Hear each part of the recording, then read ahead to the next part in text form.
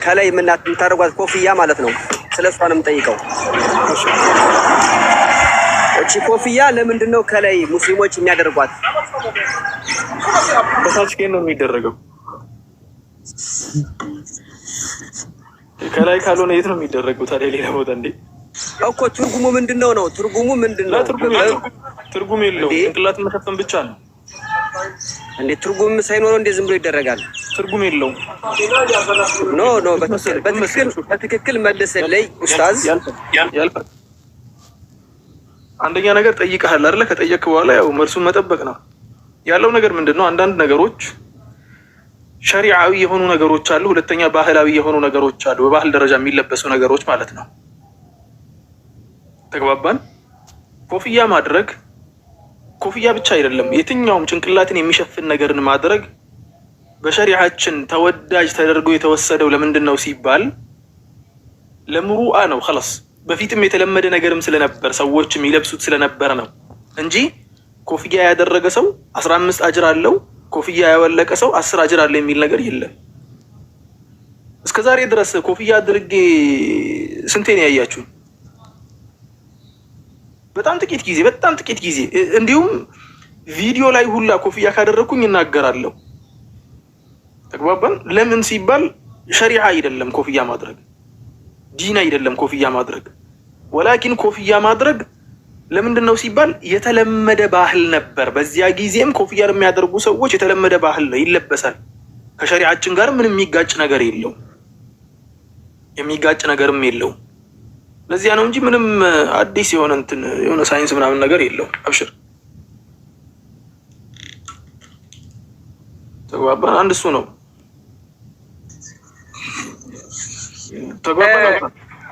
አየው ለእንትን ነው ታውቃለህ፣ ወደ ስራ እየሄዱ ነው እና ሰርቪስ እየጠበቁ ስለሆነና ትንሽ አየው። አሁን ምን መሰለህ ጥያቄዎችን ትርጉም አልባ አደረግብኝ። ምክንያቱም አንተም ማታውቃቸው ነው የመሰለኝ። ለምን? እሺ ያልተካወቃቸው ንገረኝ። አየው ለምሳሌ እኛ ይሁዶች እናደርጋለን ታውቃለህ። የኛ ይቱ ትንሽ እናንተ ደግሞ መጠኑን ጨመር አድርጋችሁ ያደርጋችሁት ሰፋ አድርጋችሁ ማለት ነው። በደንብ አትልቃችሁ። እናንተ ሀገር ፀሐይ የለም፣ ለዚያ ነበር እዚህ ጋር እንትን ያደርጋችሁት፣ ትንሽ የፖይንት ነገር ያደርጋችሁት። አረቦች ደግሞ ፀሐይ ያላቸው፣ ለዚያ ነው ሰፋ ያደርጉት። እንዴ ምን አይነት ቀልድ ነው የያዛችሁት? ወላሂ ያልፋል።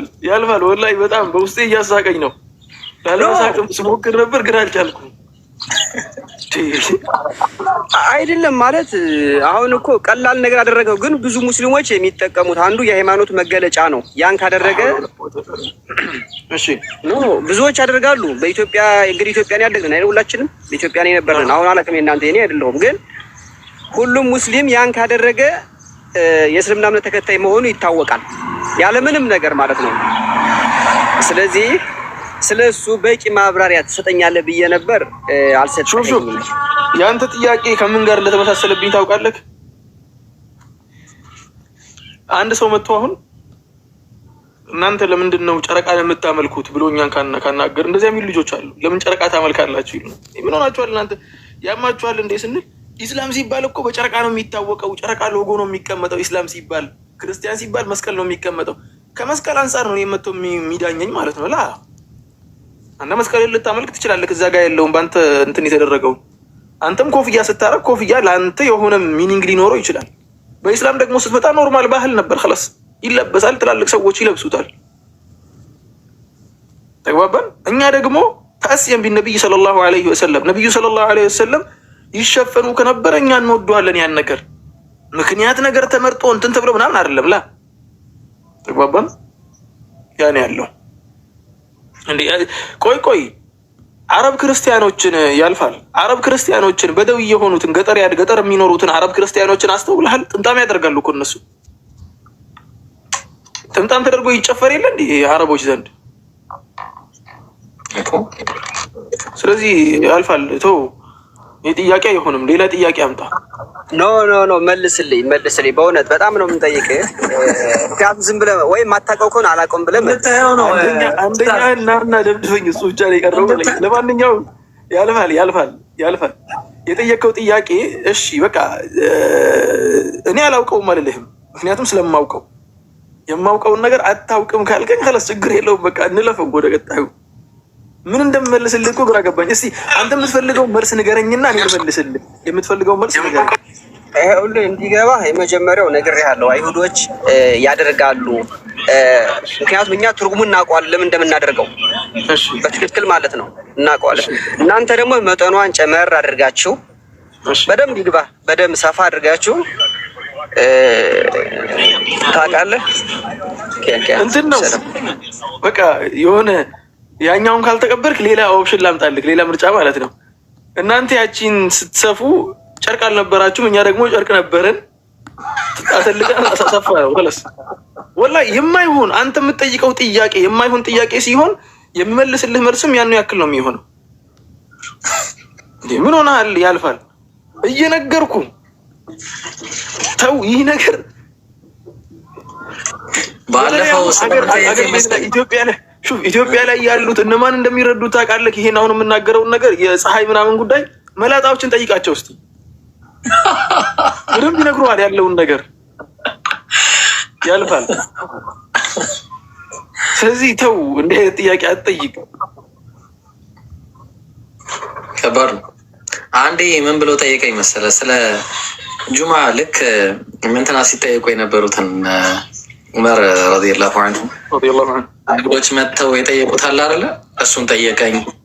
ከዛ ደግሞ በቃ ቢያ የሆነ አንጻራዊ ጥያቄ ነው እና አይሁዶች ሲያደርጉ የነበረውን ነገር ከኛ ጋር የሆነ ነገር አያይዞ ነው የሚጠይቀው እና ሊትራሊ በቃ በዛ ዘመን የነበረውን ነገር ነው የሚያስታውሰኝ ሲጠይቅ ምናምን የሆነ ግን እዚህ ግባ። የዛሬ ጥያቄ ግን ይደብራል እውነት ወላሂ። እኔ አሁን ቅድም እንትን ስትለኝ አይሁዶች ነቢዩ ሰለላሁ ዐለይሂ ወሰለም የሚጠይቁትን ጥያቄ ነው የሚጠይቀው ስትለኝ የሆነ ትልቅ ነገር አስቤ ነበር። በቃ የሆነ ትልቅ ጥያቄ ነው የሚጠይቀኝ። ምን አይነት ጥያቄ ይሁን? ጥያቄው ኢንሻአላሁ ተዓላ በቃ በቁርአንና በሐዲስ አድርጌ መልሳለሁ። እንኳን በቁርአንና በሐዲስ እኮ በሎጂክ ራሱ እኮ የሚያስኬድ ጥያቄ እኮ አይደለም ይሄኛው ጥያቄ። ያልፋል። ተው መጀመሪያ ስንገናኝ አመሰግናለሁ። ያው ጥያቄውን አልመለስከውም። ሌላ ጊዜ ኢብራሂም አመሰግናለሁ፣ ታስገባኛለህ ሌላ ጊዜ። እግዚአብሔር ያክብርልኝ። እግዚአብሔር ይላሉ እንዴ? ያህዌ ነው እንግዲህ። ያልፋል ይጣራልን። እግዚአብሔር ካለ ይጣራል። ለማንኛውም አላህ ኸይር ያደርገው። ይጣራ።